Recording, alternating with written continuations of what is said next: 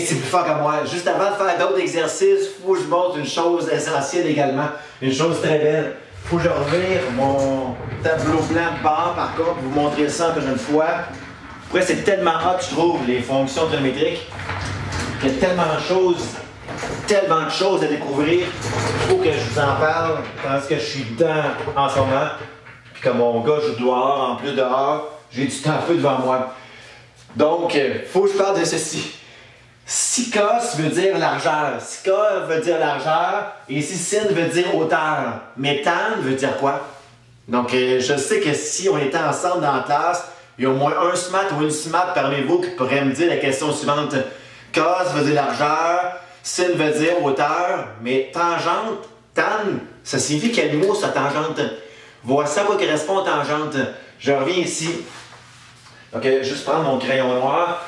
Donc, je reviens sur ce qu'on avait vu au tout début du chapitre également. Donc, je vais vous montrer tan veut dire quel mot dans quelques instants ici. Si je me réfère à mon petit cercle trigonométrique miniature, voici cos, largeur, voici sin, hauteur. Tan, c'est le rapport entre le côté opposé sur le côté adjacent. Donc, le côté opposé, c'est dire delta y sur le côté adjacent qui veut dire delta x. Oh là là! Donc, tangente, je vais changer de crayon. Tangente. Oh non, mon crayon, je pense qu'il est en dessous ici. Tangente, c'est pareil à dire, je répète, tangente delta y opposé sur delta x adjacent.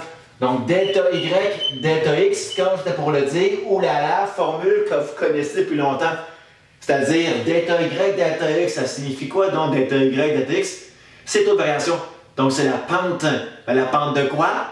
C'est la pente delta y, delta x du rayon. Donc, plus le rayon est incliné, plus la pente sera élevée, plus tangente sera grande. Dans le fond, à quoi correspond ici tangente? C'est pareil à dire, dans d'autres termes, la pente du rayon.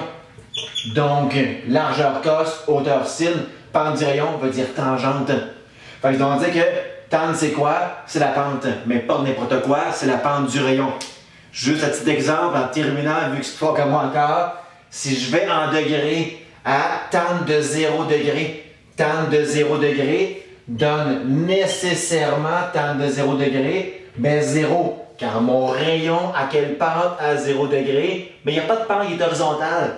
C'est pour ça que tan de 0, il donne 0. Par contre, si je vais plus tard à tan de 30 degrés, si j'allais, mettons, à un angle de 30 degrés, mais mon rayon aurait une inclinaison, une pente qui est nécessairement une pente positive. Tan de 30 degrés donnerait une valeur, je ne sais pas laquelle précisément, là. Je pense qu'elle donne 0.577, je me souviens bien, mes autres calculs. 30 tan, c'est ça, 0.577 à virgule. Donc 0.577 et des poussières, ça c'est la pente du rayon qui aurait frappé, admettons ici, 30 degrés. Fait que tan, c'est quoi? Tan, c'est la pente du rayon. Imaginez l'horreur, si on a l'exemple à 90 degrés. Quelle est la pente à 7 ans, 14 degrés? Elle serait excessivement grande de ce qu'on y pense. Ça, j'en parlerai peut-être plus tard avec vous, là. Si vous plutonniez tan 90 degrés, ça donnerait une valeur tellement grande que votre calculatrice n'est pas capable de la contenir, d'où vous allez voir erreur si vous plutonnez tan 90 degrés. Là, je m'égare un petit peu. Il faut que je me calme pour aller à l'essentiel ensemble à travers d'autres petits exercices de sin et cos, largeur ainsi qu'hauteur. Donc, on se retrouve dans quelques secondes pour d'autres petits exercices. Désolé de l'emportement, si on peut dire, de tout ceci. L'emportement, c'est pas un mot ça? Je me suis laissé emporter, pardon. Hey, je m'excuse, une dernière affaire qu'il faut que je vous raconte. Je ne sais pas si vous vous souvenez, à un moment donné, dans une autre capsule, j'avais spécifié que tangente était égale à quelque chose en termes de sin et cos. Que tangente est un heureux mélange en termes de sin et cos. Pour ceux qui ne s'en souviennent plus, voici un bref rappel d'une autre capsule. Oui, on sait tous, tangente, c'est le rapport de côté opposé sur le côté adjacent à l'angle A dans ce cas-ci. Mais tangente, c'est plus que ça. On va découvrir ensemble que tangente, c'est pareil à dire sinus de A sur le cosinus du même angle A. Donc la tangente, c'est sin sur cos. Et oui, tangente est égale à sin sur cos. Même, je vais l'écrire qu'on puisse bien le voir ici.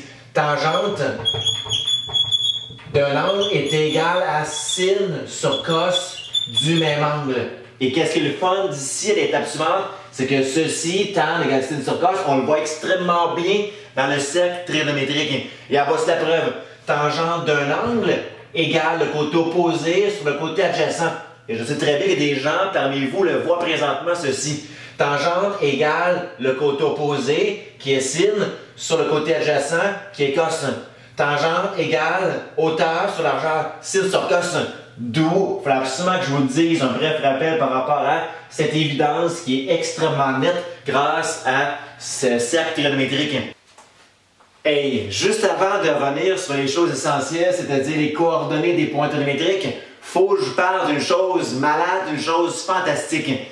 Au départ, je tiens à dire que j'ai ici un triangle rectangle. Base d'état X, hauteur d'état Y, hypoténuse, bien sûr, le rayon de mon cercle, 1 ici. Si j'ai un triangle rectangle, je pourrais appliquer le théorème de Pythagore. Appliquons le théorème de Pythagore pour découvrir une chose vraiment fantastique, flabbergastante. C'est-à-dire, au départ, Pythagore, c'est dire base au carré. Donc, ma largeur delta x carré. Je vais appliquer ici bêtement le théorème de Pythagore, delta x carré, plus sa hauteur au carré, c'est encore triangle rectangle, hauteur au carré, et bien sûr ici comme étant delta y carré, égale mon hypoténuse, qui est le rayon de mon cercle, c'est-à-dire 1, mon hypoténuse au carré, 1 au carré, revient ici à 1. Du même, ça paraît bien poche. Sauf que si on remplace dorénavant delta x, largeur, par qu'est-ce qu'elle est réellement? Sa largeur à mon triangle rectangle, c'est dire cos de cet angle, cos θ. Largeur delta x cos. Donc je transfère delta x carré par cos θ au complet, ceci au carré. Plus delta y. Delta y dorénavant rime avec hauteur, bien sûr, sin θ. Je transfère seulement que delta y par sin θ au complet, bien sûr, au carré, égale 1. Qu'est-ce qui est malade, c'est que ceci est vrai, peu importe l'angle θ qu'on pourrait prendre, qu'on pourrait inventer.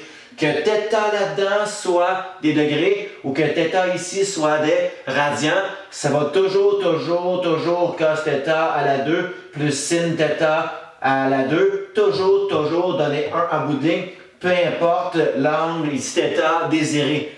Si j'étais en clair, je vous demande de trouver, de me donner, c'est-à-dire un angle bidon. Donnez-moi un angle, mettons, vous me garochez en pleine face, 15 degrés. C'est θ, admettons que je remplaçais par 15 degrés. On va vérifier que bel et bien cette identité qu'on appelle trigonométrique, car c'est deux choses qui sont identiques, est bel et bien vraie, peu importe l'angle. Admettons que je reviens à 15 degrés ici. Donc ici, je calcule le cos de 15 degrés, tout à l'heure, je vais l'élever au carré, plus le sin du même angle 15 degrés, tantôt je vais l'élever au carré. On va vérifier, ça va bel et bien ici 1 en bout de ligne. Ça va vraiment donner 1 et je vais vous le prouver en pitonnant le membre de gauche. Cette somme va revenir à 1, chose folle. Cos de 15 degrés vous donne, j'ai calculé pour vous, environ 0,965. Ceci est juste le cos de 15 degrés. Par après, on va l'élever ensemble au carré. Plus le sin de 15 degrés, juste celui-ci, vaut 0,258. Ça, c'est juste le sin de 15 degrés. Évidemment, j'arrondis mes nombres ici. Il y a plusieurs nombres après les virgules. Après, c'est millième. Donc, 0,258 des poussières, c'est le sin de 15 degrés. Tantôt, je vais l'élever au carré. On va prouver que c'est 1 en bout de ligne ici. 0,965 à la 2 vous donne aux alentours de 0,933 et des poussières. Plus le 0,258 à la 2 vous donne arrondi, du moins, écrivement 0,066 et des poussières. Là, on voit assez bien le lien. 0,933 et des poussières, plus 0,06 et des poussières, vous donnera, si on conservait tous les nombres après les virgules, 1 en bout de ligne. Chose formidable. Prenez n'importe quel angle à place de vos θ, qu'on prenne 15, qu'on prenne 25, 114 ou peu importe 1000 degrés, ça va toujours être vrai, cette fabuleuse qu'on appelle identité trigonométrique. Nous, on va la revoir plus tard, cette ligne-là ici, à travers d'autres notions à la fin du chapitre. Donc, voici une chose fabuleuse qu'on va retrouver plus tard et il fallait absolument que je vous en parle. Là, je vous jure qu'on revient aux choses essentielles à l'instant, c'est-à-dire trouvons les coordonnées de n'importe quel point trigonométrique le long du cercle trigonométrique.